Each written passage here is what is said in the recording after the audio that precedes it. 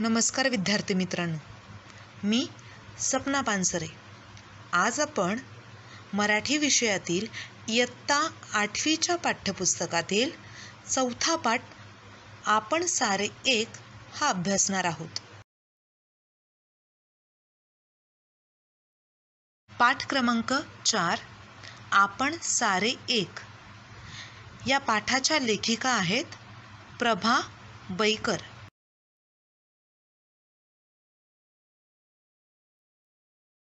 आपण सारे एक या पाठाला सुरुवात करण्या अगोदर पाठाच्या लेखिका प्रभा बैकर यांच्याबद्दल थोडक्यात माहिती पाहूया. लेखिका प्रभा बैकर यांचा जन्म झाला 1948. प्रसिद्ध लेखिका. त्यांची प्राजक्त पाकळ्या, तिची गोष्ट हे लघुकथासंग्रह, मनोगत दवबिंदू झगमगणारे हे ललित लेखन संग्रह, बाई मी विसरभोळी हा विनोदी लेख संग्रह, आनंद मेळा हा बालगीत संग्रह इत्यादी पुस्तके प्रसिद्ध आहेत.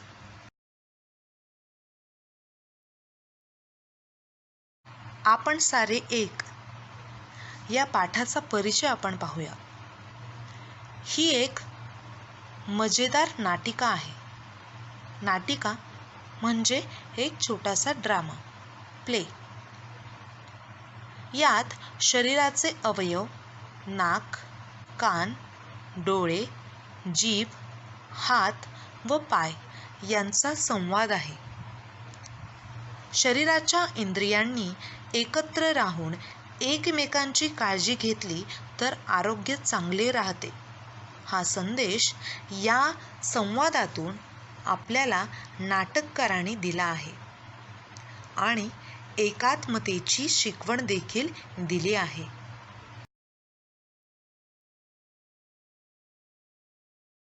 विद्यार्थी मित्रांनो, पाठाला सुरुवात करण्या अगोदर मी अगोदरच सांगितलं आहे, हा पाठ म्हणजे एक नाटिका आहे. नाटिका म्हटल्यानंतर या पाठामध्ये पात्रही आलीच. तर सर्वप्रथम आपण पात्रांविषयी माहिती करून घेऊया. पहिला जो संवाद आहे, हा संवाद 2 व्यक्तींमधला आहे आणि त्या व्यक्तींची नावं आहेत शामराव आणि रामराव. पहिला जो संवाद आहे, हा 2 व्यक्तींमधला संवाद आहे. त्यातलं एकाचं नाव आहे शामराव आणि दुसऱ्याचं नाव आहे रामराव. विद्यार्थी मित्रांनो, पाठाची सुरुवात ही 2 व्यक्तींच्या संवादापासून झालेली आहे. शामराव आणि रामराव हे दोन्ही व्यक्ती आणि त्यांचा संवाद हा पाठाच्या सुरुवातीला आहे. त्याच्यानंतरचा जो पाठ आहे, या पाठामध्ये व्यक्ती नसून शरीराचे वेगवेगळे अवयव आहेत आणि हे अवयव एक दुसऱ्यांबरोबर कशा पद्धतीने संवाद करतात याचा अभ्यास आपण करणार आहोत. बघा, या शरीराचा जे अवयव आणि या अवयवांसाठी पाठात आलेली नावं म्हणजे या पात्रांची नावं यांची पहिल्यांदा आपण ओळख करून घेऊया. बघा विद्यार्थी मित्रांनो, पहिला संवाद हा 2 व्यक्तींमधला आहे आणि त्यानंतर शरीराच्या अवयवांमध्ये झालेला संवाद आहे. कर्णिका म्हणजे कान आणि जिव्हाताई म्हणजे जीभ. म्हणजे कानासाठी, कान या अवयवासाठी पात्र म्हणून आलेलं नाव आहे ते आहे कर्णिका आणि जिभेसाठी पात्र म्हणून आलेलं नाव आहे जिव्हाताई.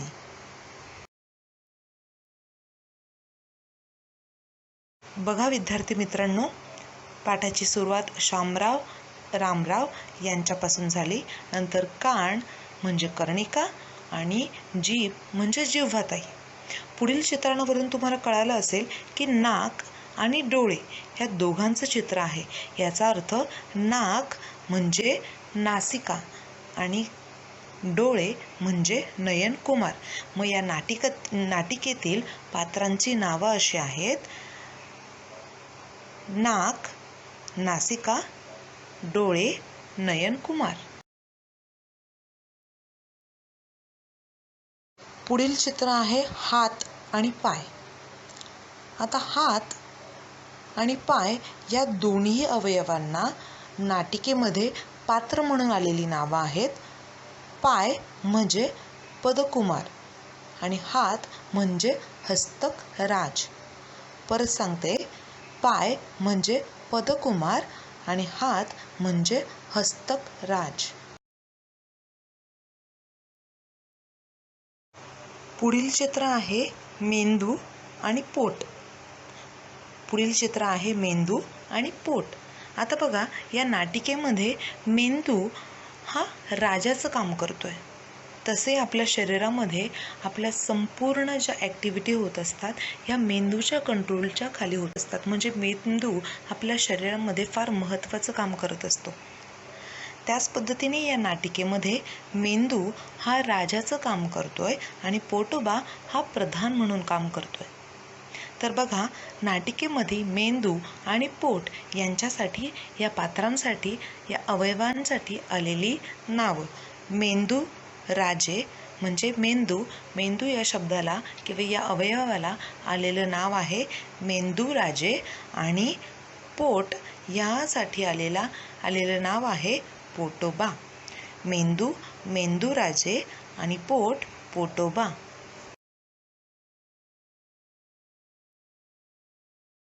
शामराव, या रामराव, आज स्वारी कशी आली इकडे?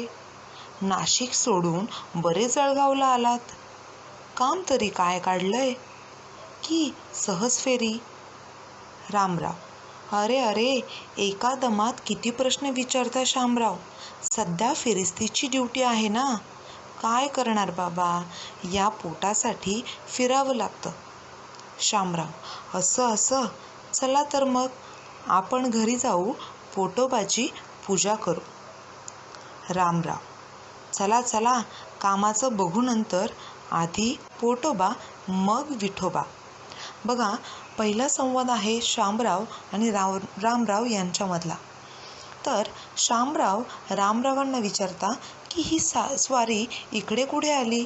नाशिक सोडून जळगावला कशी काय आली? तेव्हा बघा, या स्वारी या शब्दाचा अर्थ होतो फिरणारा माणूस. मग फिरता तुम्ही नाशिक सोडून जळगावला कसे काय आलात? नाशिक आणि जळगाव हे दोन्हीही उत्तर महाराष्ट्रातील जिल्ह्यांची ठिकाणं आहेत. तेव्हा रामराव त्यांना उत्तर देतात की अरे एका दमात किती प्रश्न विचारता. सध्या फिरिस्तीची ड्युटी आहे. फिरिस्तीची ड्युटी म्हणजे फिरण्याचं काम आहे. असं चला तर आपण घरी जाऊन पोटाची पूजा करूया. पोटाची पूजा करणे म्हणजे जेवण करणे किंवा खाणे. तेव्हा शामराव म्हणतात की चला फिरून आता थकले असाल, आपण काय करूया, पोटाची पूजा करूया म्हणजे जेवूया. आता रामराव म्हणतात की पोटासाठी फिरावं लागतं. पोटासाठी फिरावं लागणं म्हणजे काय, तर पोट भरण्यासाठी फिरिस्तीची कामं, फिरण्याची कामं ही करावी लागतात. मग रामराव म्हणतात की चला कामाचं बघू नंतर. म्हणजे काम आपण नंतरही करू. आधी काय करूया, पोटोबा आणि मग विठोबा. आधी पोटोबा मग विठोबा या म्हणीचा अर्थ होतो, ही एक म्हण आहे. या म्हणीचा अर्थ होतो आधी भूक महत्त्वाची, नंतर देवाची उपासना आपण करूया. तर पहिल्या संवादामध्ये शामराव आणि रामराव यांच्या बोलण्यातून काय आपल्याला लक्षात येतं की पोट भरण्यासाठी, पोटातली भूक भागवण्यासाठी आपण सर्वजण काय करतो, काम करत असतो. असं एक त्यांच्या बोलण्यावरून आपल्याला कळत आहे.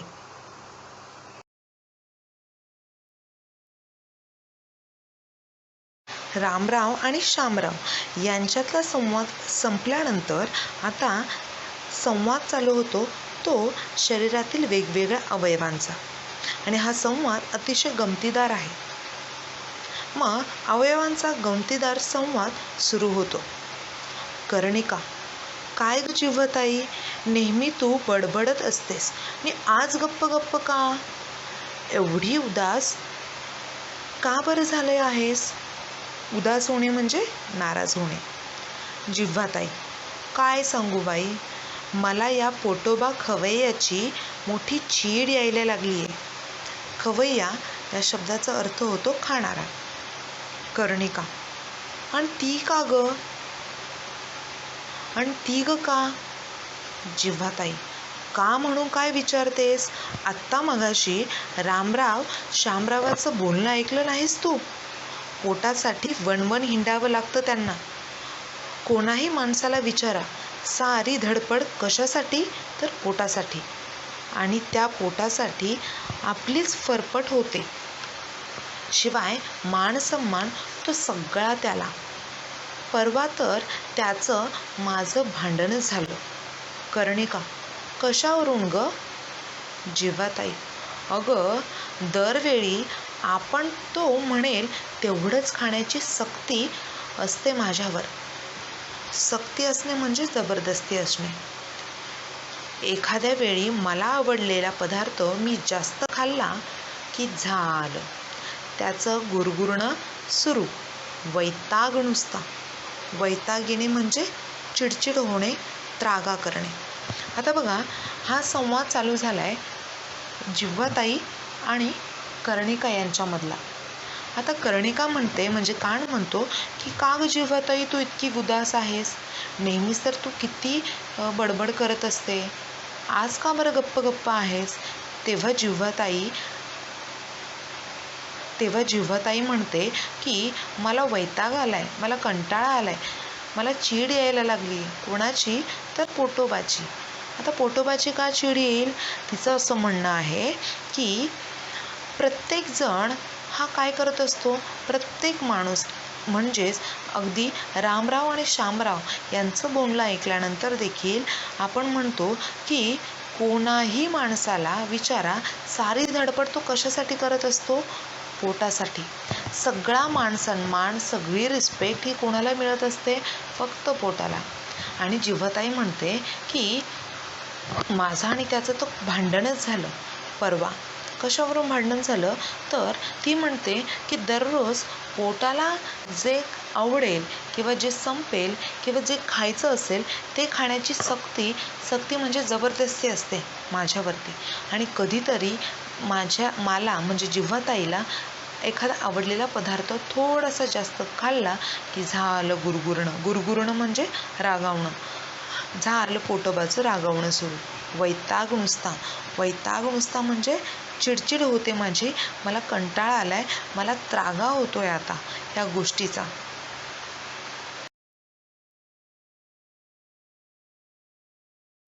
कर्णिका: खरंच ग बाई, शिवाय हे पोटोबा महाशय नुसतं बसून खातात. आपल्यासारखं काही काम करत नाही की काही नाही. ही आलीच बघ नासिका. काय ग नासिके, तुला काय वाटतं? नासिका: कशाबद्दल? कर्णिका: अगं, ही बडबडी पोटोबाबद्दल तक्रार करतीये. तिचं म्हणणं आहे की पोटोबा खवय्ये काहीच काम करत नाहीत. नासिका: मग त्यात खोटं ते काय?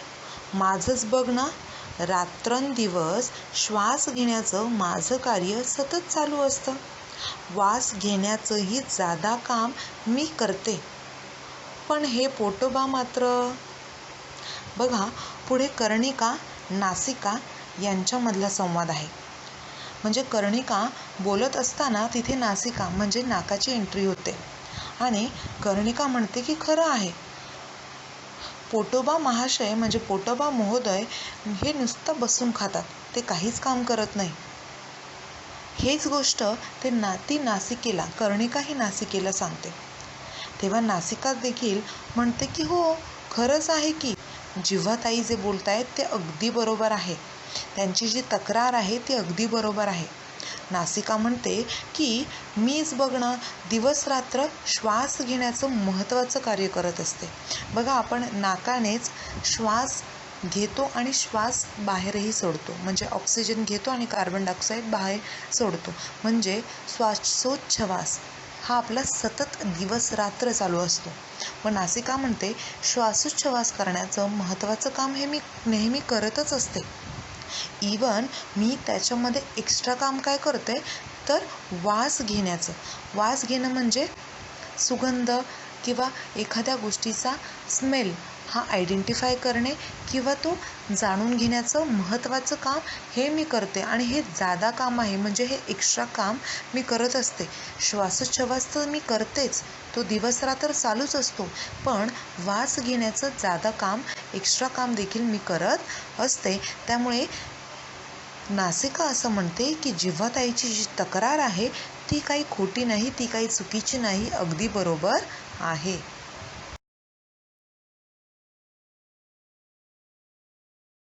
कर्णिका, जिव्हाताई आणि नासिका यांचा संवाद चालू असताना या संवादामध्ये हस्तकराज म्हणजे हात यांनी देखील सहभाग घेतला. काहीच काम करत नाहीत. कोण? तर पोटोबांबद्दल विषय चाललेला आहे आणि तेव्हा हस्तकराज म्हणतो की पोटोबा काहीच काम करत नाही. आता पदकुमार म्हणजे पाय काय म्हणतात बघा. पदकुमार उलट सगळ्यांवर गुरगुरतो, शिवाय जो उठतो तो कशासाठी? पोटासाठी म्हणत आम्हाला राबवून घेतो. राबवून घेणं म्हणजे कष्ट करून घेणं. नयनकुमार मी सुद्धा हेच म्हणतोय. मी नेहमी बघण्याचं काम करतो. झालंच तर माणसाच्या सौंदर्यात भर घालतो तो मीच. मी नसतो तर. कर्णिका पुरे तुझं लेक्चर. मी सुद्धा ऐकण्याचं काम करून माणसाच्या जीवन व्यवहाराला मदत करते म्हटलं, माझ्याशिवाय तर. नासिका म्हटलं कर्णिके, तुझ्यापेक्षाही माझा उपयोग जास्त महत्त्वाचा आहे बरं का. श्वास घेतल्याशिवाय माणूस जगू शकेल का? आता पुढे बघा, यांचा संवाद चालू असताना तिथे हस्तकराज, पदकुमार, नयनकुमार आणि नासिका, कर्णिका यांच्यामध्येच थोडासा वाद व्हायला सुरुवात झाली. हस्तकराज म्हणतात की खरंच पोटोबा काहीच काम करत नाही. पदकुमार पण म्हणतात की जे ते उठते सुटते ते काय म्हणतात की आम्ही जे काही करतोय कोणासाठी करतोय? पोटासाठी करतोय. मग आम्ही जे राबतोय किंवा आम्ही जे कष्ट करतोय त्याला काहीच अर्थ नाही आहे का? तेव्हा नयनकुमार म्हणतात की नयनकुमार म्हणजे डोळा म्हणतो की मी तर बघण्याचं फार महत्त्वाचं काम करतो आणि त्याचबरोबर बघण्याबरोबरच एखाद्या व्यक्तीचे डोळे म्हणजे मी स्वतः, माझ्यामुळे त्याच्या सौंदर्यामध्ये म्हणजे तिच्या दिसण्यामध्ये अधिक भर पडते, अधिक ते छान दिसतात. एवढी 2 महत्त्वाची कामे मी करतो, पण मी नसतो तर, असं म्हणून ते गप्प बसतात आणि कर्णिका बोलायला सुरुवात करते. तर कर्णिका काय म्हणते, पुरे झालं तुझं लेक्चर. मी सुद्धा ऐकण्याचं महत्त्वाचं काम करते, माणसाच्या जीवन व्यवहाराला मदत करते. म्हणजे बघा, कानांमुळे आपण ऐकतो आणि ऐकल्यामुळे आपल्याला खूप गोष्टी समजतात आणि आपण त्याच्यावरती योग्य पद्धतीने रिॲक्ट होतो किंवा रिस्पॉन्स देतो. म्हणून कान म्हणतो किंवा कर्णिका म्हणते की मी देखील महत्त्वाचं ऐकण्याचं काम करते. नयनकुमार पण म्हणतो की मी देखील पाहण्याचं आणि माणसाच्या सौंदर्यात भर पाडण्याचं काम करतो. त्याचबरोबर ह्या दोघांचं बोलणं ऐकून मग नासिका देखील त्यांना म्हणते, कर्णिकेला म्हणते की कर्णिके, तुझ्यापेक्षाही महत्त्वाचा किंवा फायद्याचा किंवा माझा उपयोग हा जास्त महत्त्वाचा आहे बरं का. श्वास घेतल्याशिवाय माणूस जगू शकेल का? नाही म्हटल्यावरती ऐकण्यापेक्षाही श्वास घेणं हे अधिक महत्त्वाचं आहे आणि ते महत्त्वाचं काम मी करते, असं नासिका कर्णिकेला सांगते.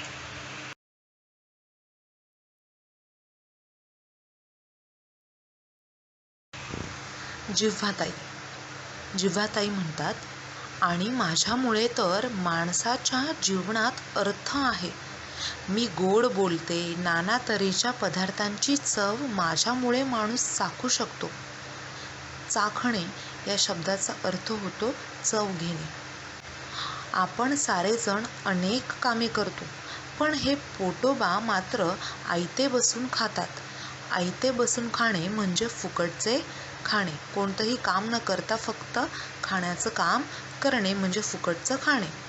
तेव्हा आपण या पोटोबांविरुद्ध संप करूया आणि मेंदूराजांकडे तक्रार करूया.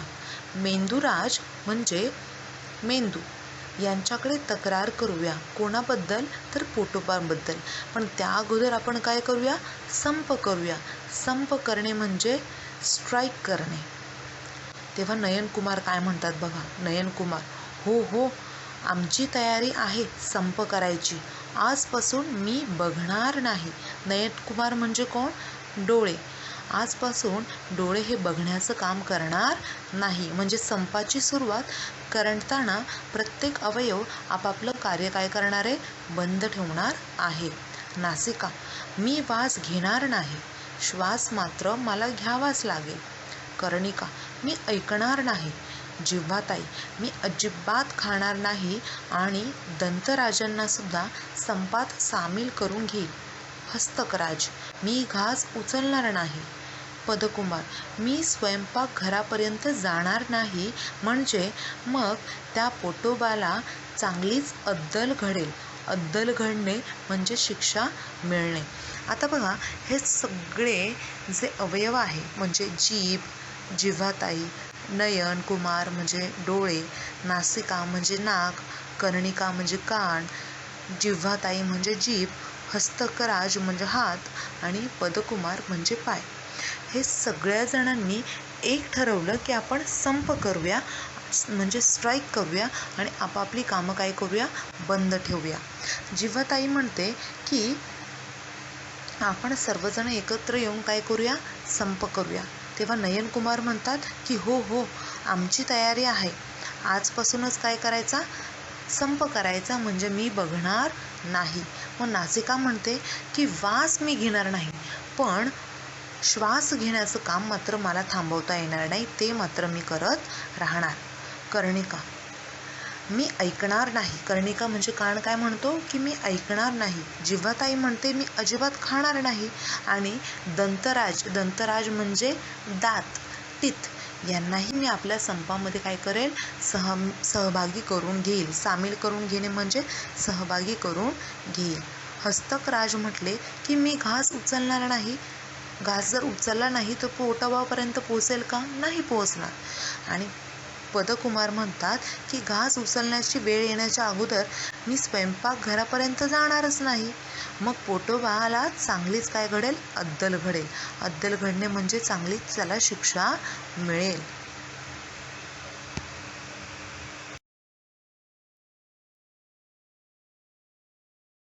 सर्वजण मेंदूराजे यांच्याकडे जातात.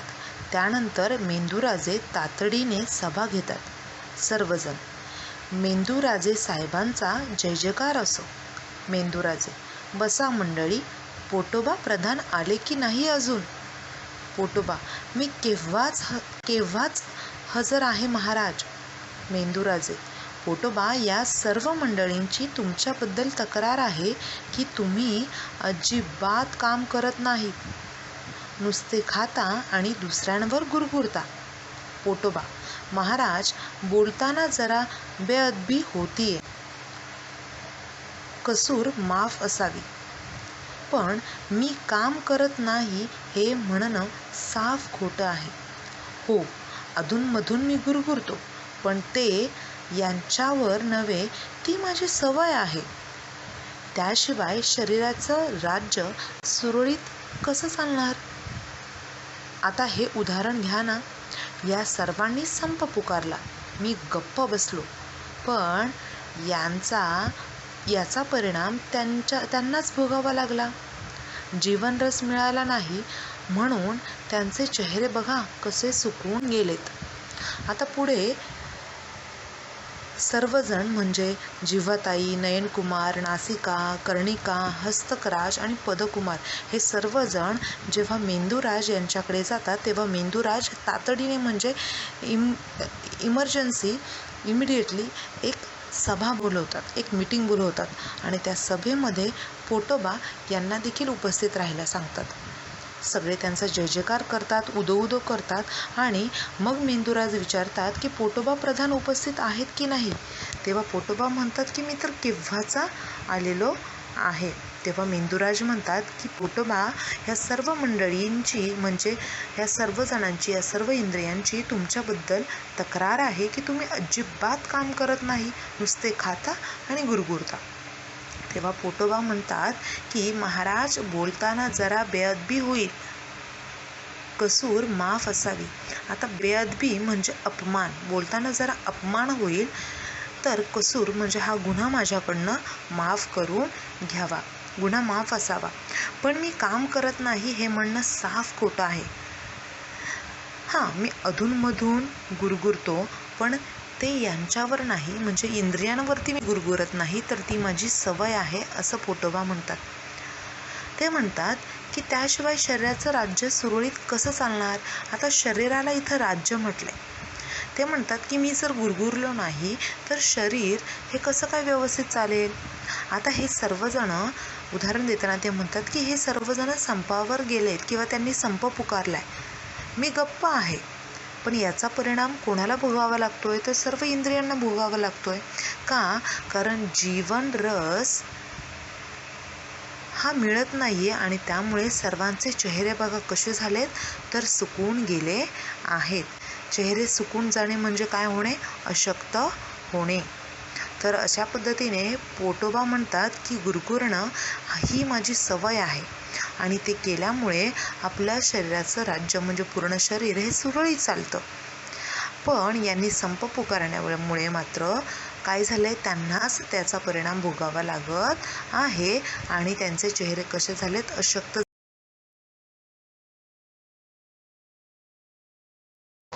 मेंदुराजे, नयनकुमार, पटलं ना सर्वांना? शिवाय असं पहा, आपण सारे एकमेकांवर अवलंबून आहोत. आपल्या देशाचं राज्य सुरळीत कसं चालणार? आपल्या देशाचं राज्य चालतं ते सर्वांच्या एकतेमुळे. पाय चालतात ते रस्ता डोळ्यांनी दिसतो म्हणून. सर्वांची कामे होतात ती पोटोबामुळे. आपणाला जीवनरस मिळतो म्हणून. त्याने अन्न खाल्ले नाही तर काय हाल होतात हे हे आता तुम्हाला समजले असेलच.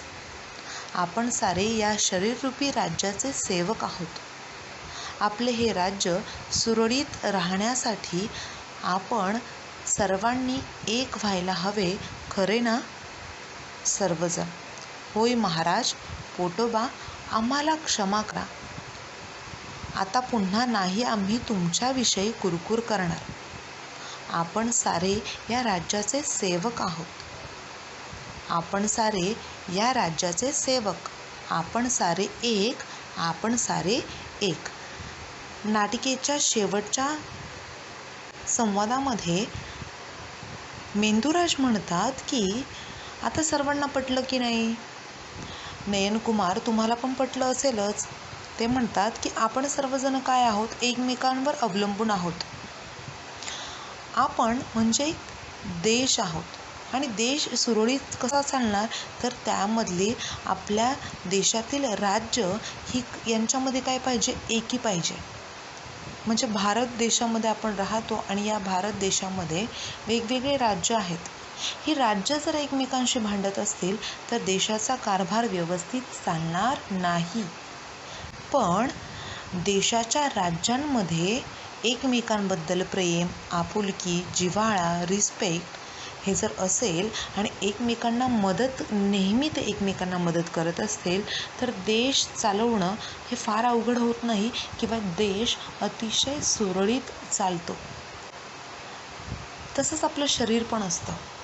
आपल्या शरीराचे वेगवेगळे अवयव हे म्हणजे काय आहेत? वेगवेगळी राज्य आहेत आणि ही राज्य हे वेगवेगळे अवयव प्रत्येकाचं काम जर चोख करत असतील तर शरीर कसं राहतं? ठणठणीत.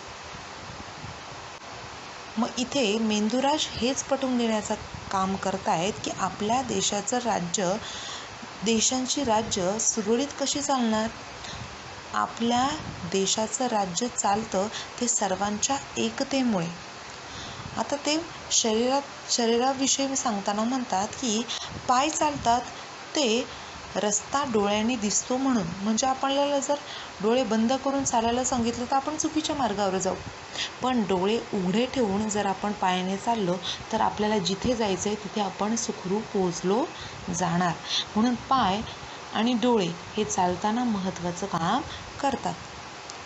थोडक्यात सांगायचं झालं तर ते म्हणतात की पोटोबा हा देखील काय करतो, सर्वांची कामे होतात ती कोणामुळे होतात तर पोटोबामुळे. कारण पोटोबा सर्वात महत्त्वाचं काम करतो, काय करण्याचं तर आपल्याला जीवनरस मिळवून देण्याचं काम करतो. त्याने अन्न खाल्ले नाही तर काय हाल होतात हे तुम्ही सर्वजण बघतच आहात. आपण सारेजण या शरीररूपी राज्याचे काय आहोत, सेवक आहोत. आपले हे राज्य सुरक्षित राहण्यासाठी आपण सर्वांनी एक व्हायला हवे. तर अतिशय मोलाचा संदेश इथे मेंदूराज देतात. शरीर जर सुरळीत चालायचं असेल तर शरीराचे सगळे अवयव कसे असायला पाहिजे, अतिशय सुदृढ असायला हवे, निरोगी असायला हवे. एखादं उदाहरणच घ्या, आपल्या शरीरातील एखादा भाग, जरी अवयव हा थोडा बहुत दुखत जरी असेल तर आपलं पूर्ण शेड्यूल बिघडून जातं. आपल्या पोटात दुखत असेल तर आपण खूप अस्वस्थ होतो. ओके. किंवा आपल्याला कानाने ऐकता येत नसेल तर आपल्याला काहीच समजत नाही. डोळ्याने नीट दिसत नसेल तर आपण चुकतो, पडतो, धडपडतो. म्हणजे शरीराचे सगळे अवयव जर एकत्र येऊन एकजुटीने राहत असेल तर शरीराचं काम हे सुरळीत चालतं. आणि पोट त्यामध्ये अतिशय महत्त्वाचं काम करतो, ते म्हणजे जीवनरस पुरवण्याचं. मग सर्वजण शेवटी म्हणतात की होय महाराज, पोटोबा आम्हाला काय करा, क्षमा करा. क्षमा करा म्हणजे आम्हाला माफ करा.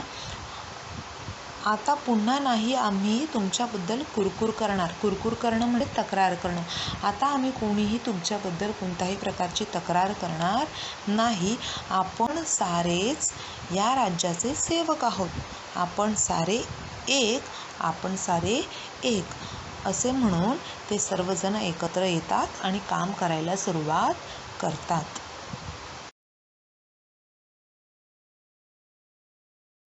पुन्हा एकदा आपण थोडक्यात पाठाची एकदा रिव्हिजन करूया. या नाटिकेमध्ये शरीराच्या काही अवयवांचा संवाद आहे. आता हे शरीराचे अवयव कोणते तर बघा, कर्णिका म्हणजे कान, जिव्हाताई म्हणजे जीभ, नयनकुमार म्हणजे डोळे, हस्तराज म्हणजे हात, पदकुमार म्हणजे पाय, मेंदूराजे म्हणजे मेंदू आणि पोटोबा म्हणजे पोट यांच्यामधला संवाद हा दिलेला आहे. त्यामध्ये बरीचशी इंद्रिय पोटाविषयी तक्रार करीत आहेत की आम्ही सर्व कामे करतो पण पोट आयते बसून खाते. ही तक्रार जेव्हा राजाकडे जाते तेव्हा मेंदूराजे सर्वांना समजवतात की हे शरीररूपी राज्य आहे, त्यातील प्रत्येक अवयवाला नेमून दिलेली कामे आहेत. पोट हे प्रत्यक्ष काम करताना दिसत नाही पण ते सर्व इंद्रियांना जीवन रस पुरवते. त्याने जर त्याचे काम बंद केले तर सारे अवयव निकामी होतील. हा विचार पटवताना मेंदूराजे म्हणतात की आपण सगळे शरीररूपी राज्याचे सेवक आहोत. या त्यांच्या बोलण्यातून एकजुटीची शिकवण मिळते. लेखकांनी या नाटिकेतून भारतीय एकात्मतेचं तत्त्व मांडलं आहे. शरीररूपी राज्यातील सर्व इंद्रिये परस्परांना अनुकूल व महत्त्वाची असतात.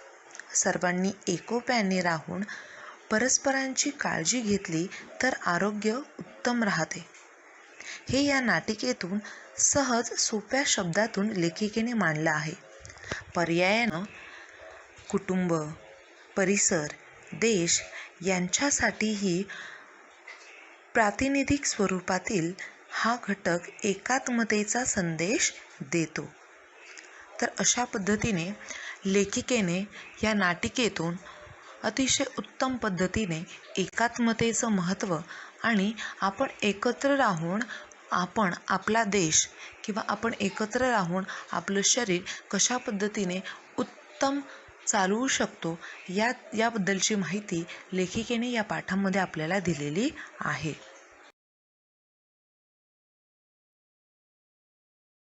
बघा विद्यार्थी मित्रांनो, या पाठामध्ये काही कठीण शब्दार्थ आलेत. त्यांचा अर्थ आपण पाहूया. फिरिस्ती फिरणे, नासिका नाक, कर्ण कान, नयन डोळे, हस्त हात, पद पाय, उदास नाराज खिन्न, खवय्या खाणारा, चीड राग संताप, वैताग ताण चिडचिड, महोदय महाशय महोदय, कार्य काम, जादा अधिक, सौंदर्य सुंदरता, दंत दात, तातडीने लवकर, गुरगुरता रागवता, एकता एकजूट, सेवक नोकर. तर अशा पद्धतीने आपण कठीण शब्दार्थांचा अभ्यास देखील केला.